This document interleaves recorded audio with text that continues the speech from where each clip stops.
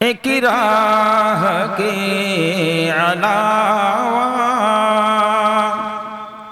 हर राह पुरखतर है,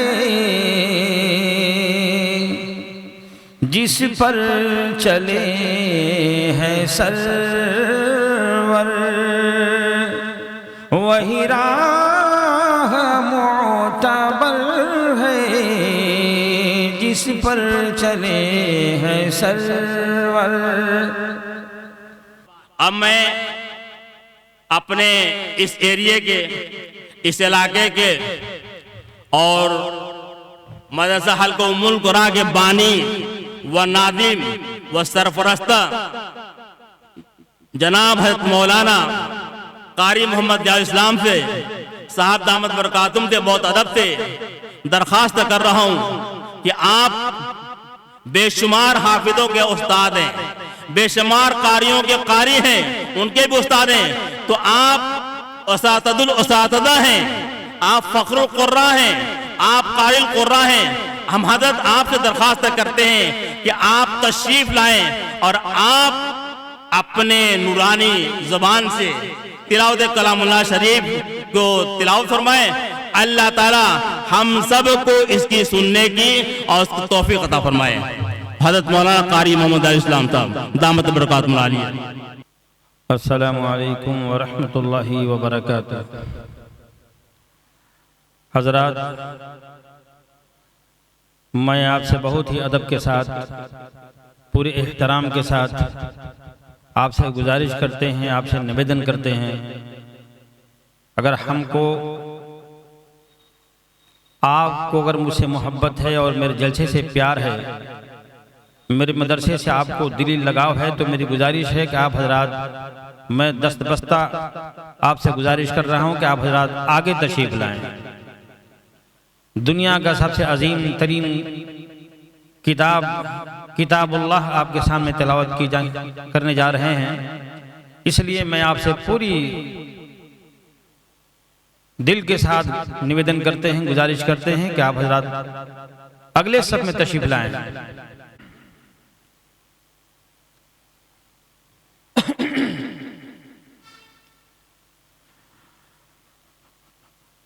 अऊज़ु बिल्लाहि मिनश शैतानिर रजीम।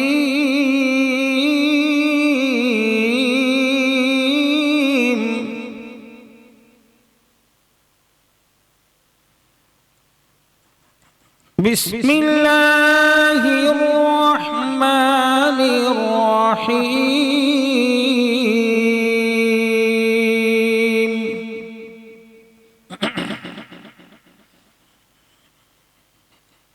इज़ा समाअु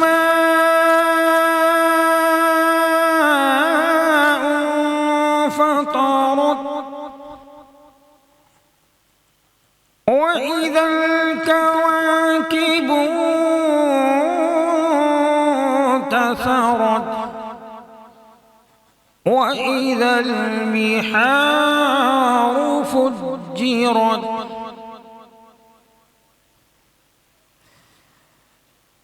إذا السماء فطرت وإذا الكواكب انتثرت وإذا البحار فجرت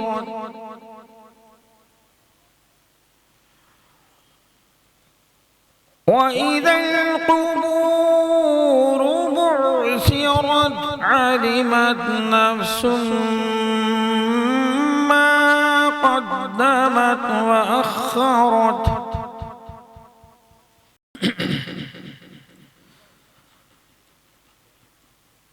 يا أيها الإنسان ما غرك بربك الكريم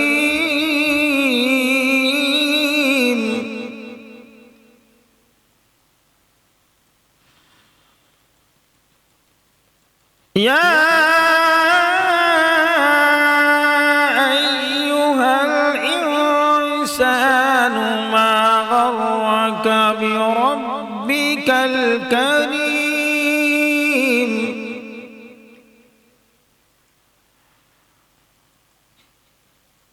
الذي خلقك فسواك فعدلك في أي صورة ما شاء ركبك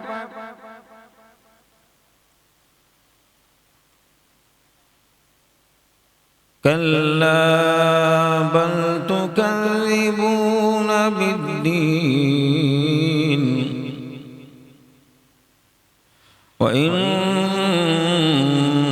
عليكم لحافظين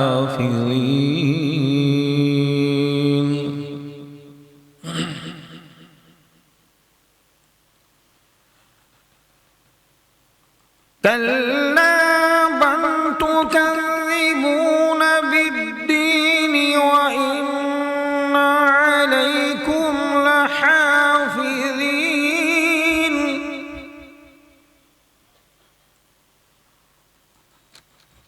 كراما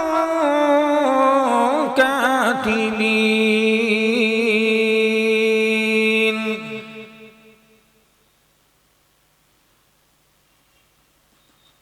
كراما كاتبين يعلمون ما تفعلون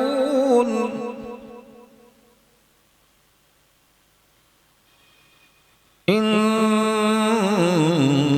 الأبرار لفي نعيم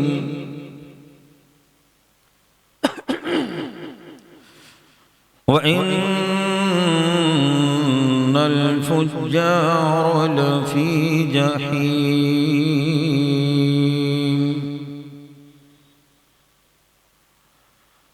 إن الأبرار لفي نعيم وإن الفجار لفي جحيم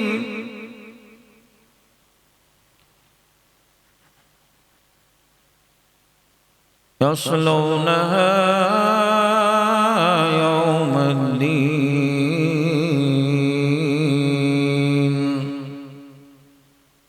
وما هم عنها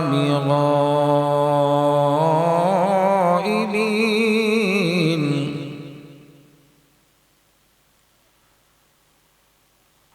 وما أدراك ما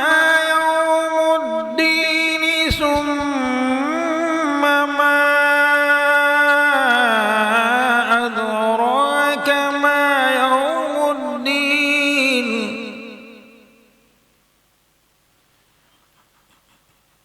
يوم لا تملك نفس لنفس شيئا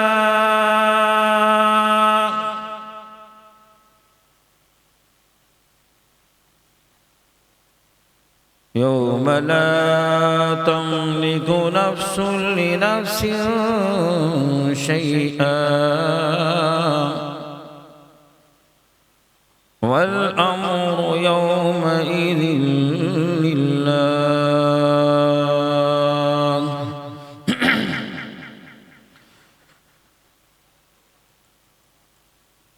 يوم لا تملك نفس لنفس شيئا والأمر يومئذ لله بسم الله الرحمن الرحيم والسماء ذات البروج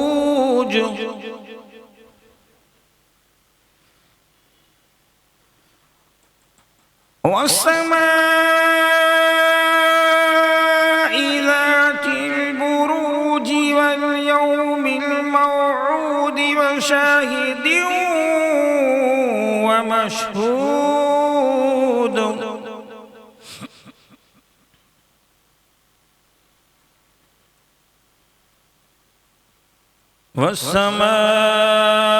والسماء ذات البروج واليوم الموعود وشاهد ومشهود قتل أصحاب الأخدود النار ذات الوقود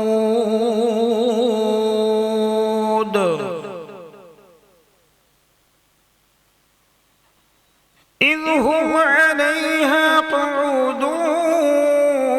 وهم على ما يفعلون بالمؤمنين شهود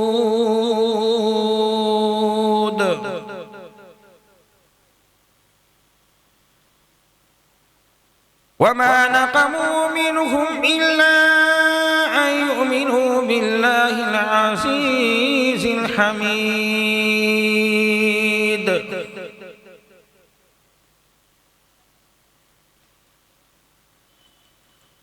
الذي له ملك السماوات والأرض والله على كل شيء شهيد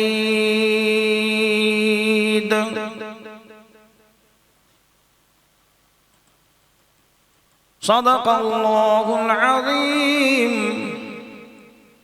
وصدق الرحمن الرحيم وصدق الله الكريم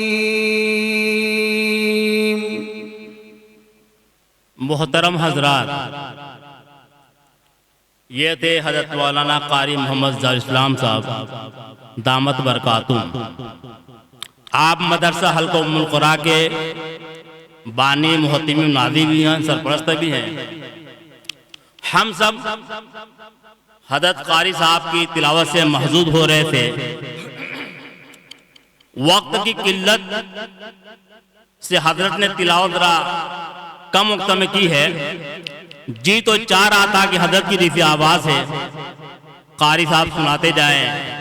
और हम सुनते जाएं। हम सब इस बात पर गौर करें कि वो क्या जमाना हो रहा होगा कि जब सैयदुल मुरसलीन व नबीन रहमत आलम सल्लल्लाहु अलैहि वसल्लम तिलावत फरमा रहे थे